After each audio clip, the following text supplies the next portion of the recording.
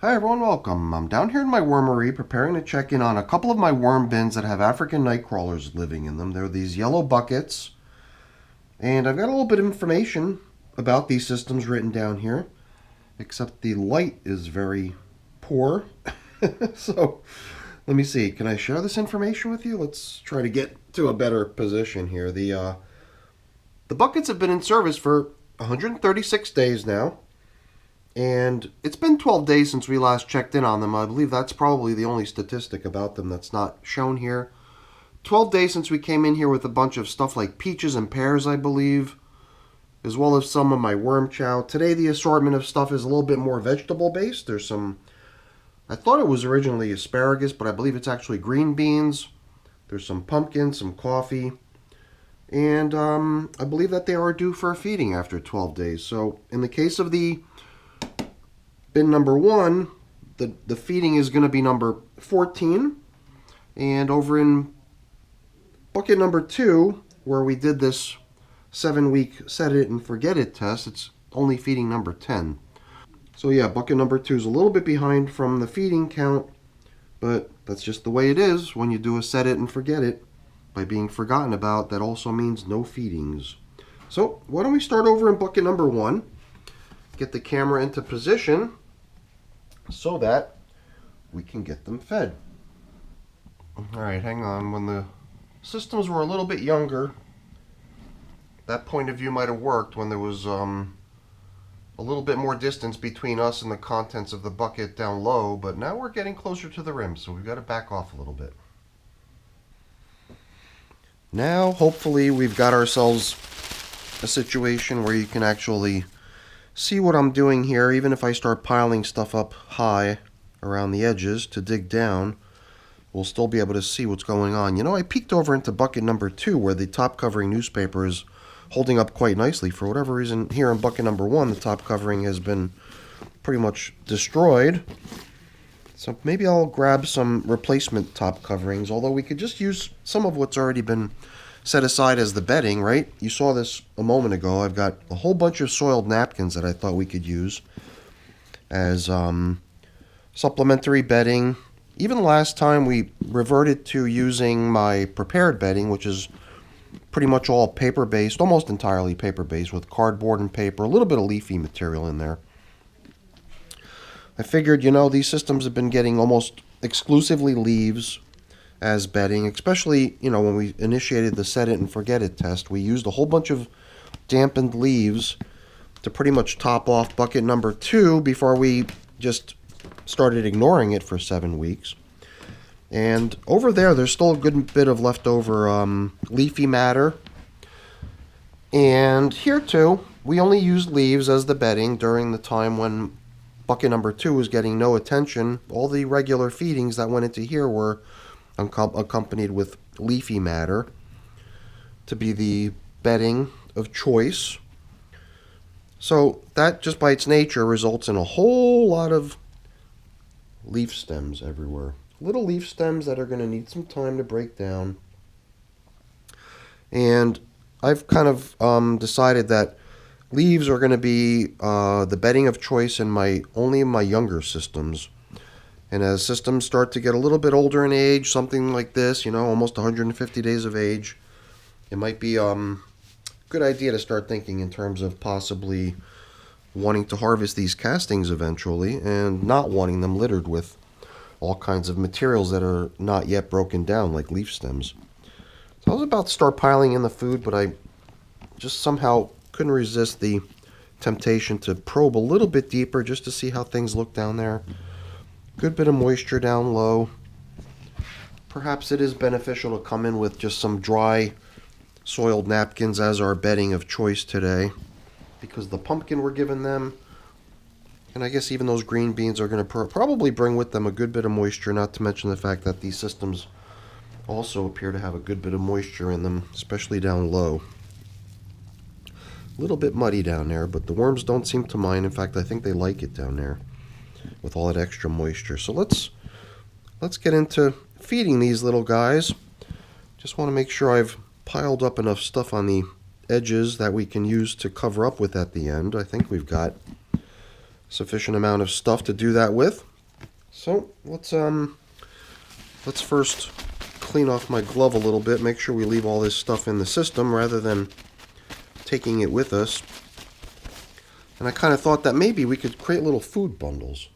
So I'm going to use my clean hand over here to grab a handful of, yep, they are green beans, I believe, and whew, even though they're frozen, they're thawing out and they are stinky. So I want to get these off the table into the worm bins, into the worm buckets as quickly as possible. It's mostly napkins I've got, but this is paper towel here. So let's switch it up. Let's drop in some pumpkin for this little bundle. And just got to keep in mind that I got another system to feed once we're done over here. And you know what? I've only got one core of a jalapeno pepper here.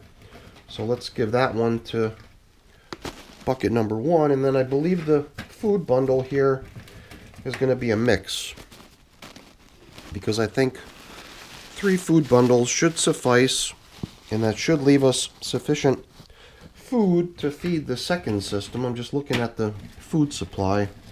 Well, it does look like I can probably toss in just a couple extra chunks of pumpkin, perhaps 1 or 2 additional pieces of veggie matter on top here, and then we can start coming in with the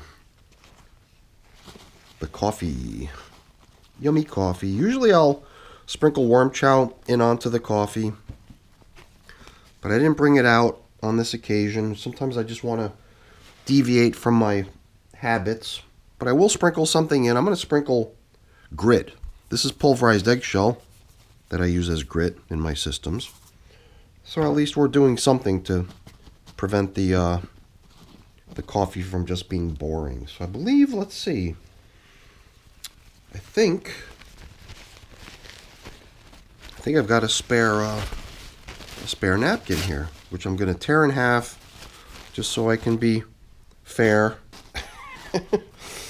and drop in half of it as a little cover for our feeding today. You know, we had a good assortment of stuff somewhere down here that we collected off the top surface. Let's get all that stuff down into the feeding area too, like this top covering piece of newspaper or what's left of it. Certainly not much left of it. And then we can cover up. And you know, I suppose since we've got the coffee filter here, after giving them their portion of coffee for the day, we can probably just use the coffee filter as sort of our top covering today. I guess it'll double as our feeding zone indicator, but in a system this size, when you go to indicate where you last fed with a feeding zone indicator this size, it pretty much just covers the entire top surface of the container. All right, let's call it done over here in bucket number 1. I believe that's about all we're gonna do to get these guys fed. Back on with the bubble wrap, and then we can nudge things over to get bucket number 2 center stage and ready to be fed.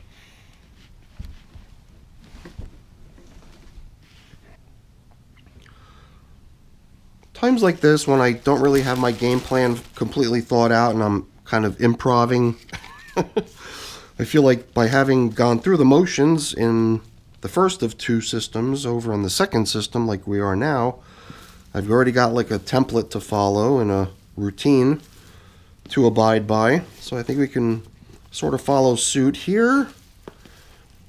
Here we're in bucket number 2, where, as you'll remember, we had 7 weeks of set it and forget it. I think the one observation we've made in this system has been that there was just a lot of leftover leaves from the set it and forget it test. Now I thought that I had just glimpsed for a moment there a little bit of a worm party, so I didn't dive right in to disturb it, but I am anxious to see what's really happening down there. I didn't really expect that after 12 days there'd be any leftovers of the tasty, fruity meal that they got last time, but it almost seemed to me like there was a pretty good size worm party gathering down here in the feeding area, which might suggest that there's still a little bit of leftover food from the last feeding 12 days ago.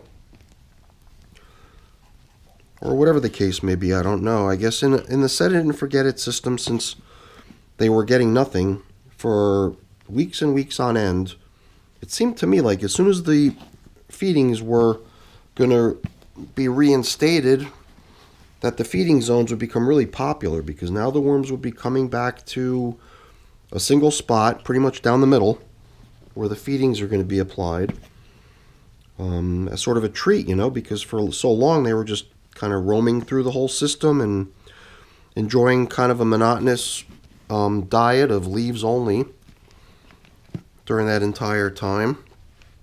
And that once they would start getting fresh feedings again, that they would really appreciate that and start coming out in great numbers to partake in it. And maybe that's what we're seeing here a little bit.